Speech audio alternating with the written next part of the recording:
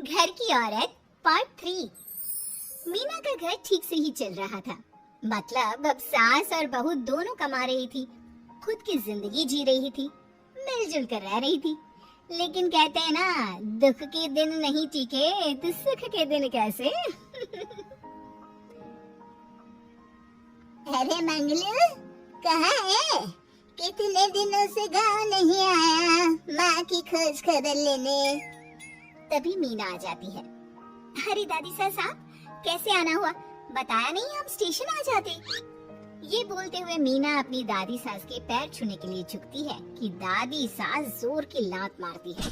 नहीं आई, कैसे आना हुआ? मेरे पति का मकान है ये। और तेरे बाप ने क्या दिया जो तू पूछ रही है, हैं? और ये क्या पहना है? न साड़ी न सर पर पल्लू, बात बात पर जबान खुलती है। दादी सास बोलना रोक ही नहीं रही थी। मीना को गुस्सा आने ही वाला होता है कि उसकी सास आ जाती है।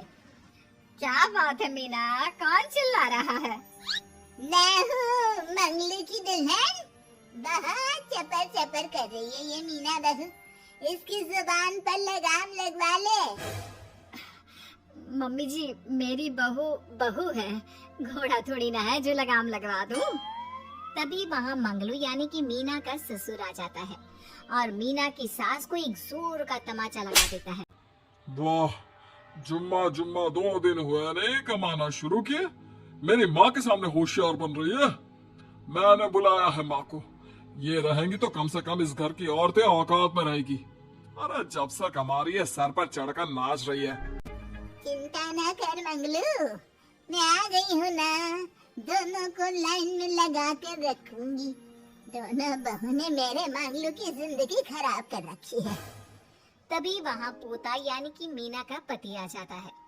पोता जो कि दादी का दीवाना था। दादी दादी मुझे क्यों नहीं बताया कि आप आने वाले हैं? मैं गांव आ जाता कार लेकर आपको लेने। अरे तू तो जानता ही है, कार में बैठ नहीं पाती। पता नहीं, बहुत दिनों से लग रहा था कि तू और मंगलू परेशान है। आज मन नहीं माना तो आ ही गई मैं। देख यहाँ आकर पता लग रहा है। क्या पता लग रहा है दादी? यहाँ तो सब ठीक है, किसी को कोई परेशानी नहीं है। क्यों माँ, क्यों मीना, क्या हो गया? इन दोनों को क्यों परेशानी होगी? इन लोगों ने तो परेशान करके रखा है। माँ और मीना के बारे में कैसी बात कर रहे हैं पापा?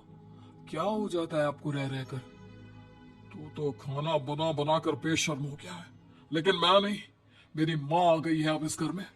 अब यहाँ सब वैसे ही रहेंगे जैसा मैं चाहता हूँ। देख मंगलू, तेरी बहू काम करती है तो मुझे कोई लेना देना नहीं है, लेकिन मेरी बहू कोई दर्जी का काम नहीं करेगी। साफ साफ बोल रही है। लेकिन दादी साहब, वो तो बहुत अच्छा बुटीक चला रही हैं। बहुत अच्छा चला रही है, लेकिन हम लोगों ने अपने घर की बहू से ना काम नहीं करवाना। अरे इसके बाप को शादी के वक्त ही बोल दिया था। और इसके बाप जिन्होंने दहेज में एक साइकिल दी थी ना, किसे हाथ जोड़कर कह रहा था, मेरी बेटी आपके घर आ गई, इससे सौभाग्य कुछ नहीं। अब देखो इसकी बेटी, बहू आ जाने के बाद सर पर चढ़ रही है मेरे मंगलू के। मीना जो कि सास की बुराई सुनकर परेशान हो जाती है।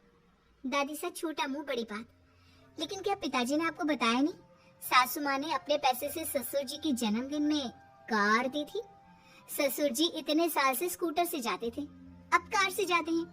क्यों ससुर जी, बताया नहीं आपने?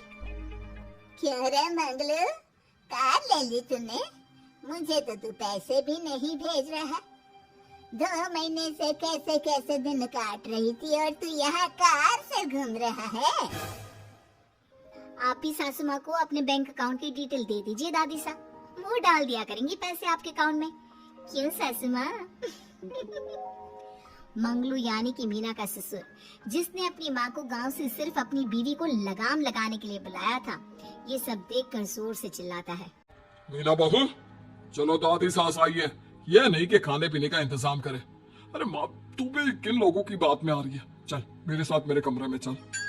ससुर अपनी माँ को लेकर कमरे में चला जाता है और दोनों बैठकर वैसे ही पंचायत शुरू कर देते हैं, जैसे कोई बहू अपनी माँ से सास की बुराई कर रही हो। देख मंगलू, गलती तो तेरी ही है जो तूने घर की जनानियों को काम के लिए बाहर निकाला। दूसरी तेरे पापा को देखा था, कभी मुझसे फालतू बोलते। अरे मरते दम तक तेरा बाप मेरी मुट्ठी में रहा है, यही सिखाया था मैंने तुझे। क्या बोलूं माँ, जब से ये मीना बहू घर आई है ना, इसने घर का सारा इतिहास भूगोल बदल कर रख दिया है।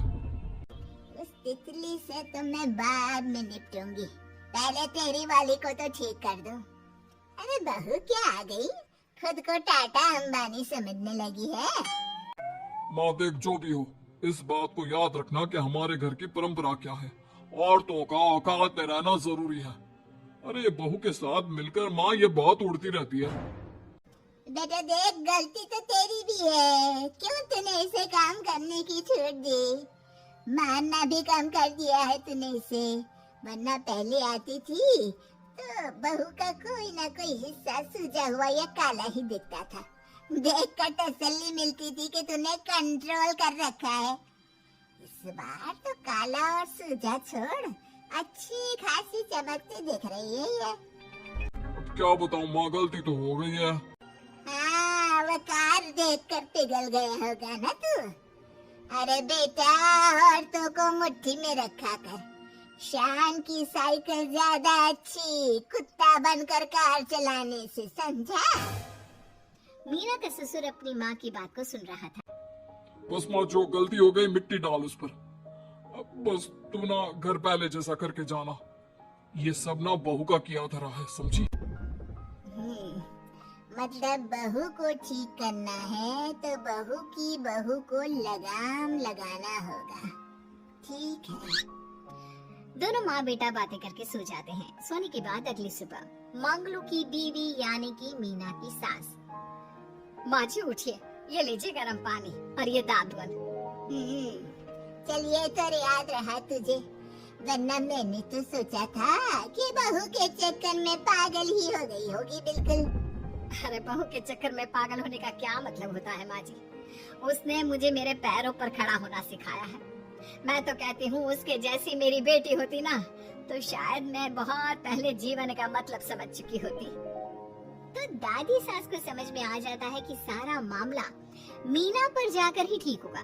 वो सोच लेती है कि अपनी बहू को छोड़कर पहले मीना को सही करना है। फिर अगले रोज, अरे मेरे पोते के पास तो मेरे पास बैठने का वक्त भी नहीं है?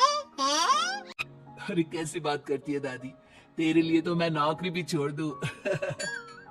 नौकरी नहीं, तू ना बीवी छोड़ दे, खुश हो जाऊंगी मैं। नीरज हैरान हो जाता है कि उसने तो मजाक किया था। दादी ये क्या बोल रही है? कैसी बात कर रही हो दादी, मीना ने तो सारा घर संभाला हुआ है। पहले तो घर गिरा जा रहा था ना। तेरी मीना के आने के पहले ना घर में चूल्हा जल रहा था, ना कोई रोटी खा रहा था, क्यों? नीरज को दादी बीवी के खिलाफ खूब कान भरती है। तू सही कह रही है दादी, औरत पैर की जूती और हाथ की मुट्ठी में ही ठीक लगती है। मीना ने ना सिर्फ घर का माहौल बिगाड़ा, माँ को भी पिताजी की इज्जत करनी छुड़वा दी। अब ठीक बोल रहे हो, घर को बिगाड़ने की मेन जिम्मेदार तो मीना ही है दादी। अभी उसे ठीक किए देता हूँ। तभी वहाँ पिता भी आ जाता है। देख बेटा, तो रोटी कम खाना मंजूर, लेकिन इन औरतों के आगे झुकना मंजूर नहीं। तेरी दादी ने घर की परंपरा बना कर रखी, मजाल कि मेरा बाप मेरी माँ के सामने कुछ कह लेता। पर पापा, एक बात पूछनी थी। रहने बेटा, तू ना कंफ्यूज है जीवन में, तू ना कंट्रोल कर पाएगा अपनी जनानी को। मंगलू, मेरी तो टिकट ही करा दे गाँव की।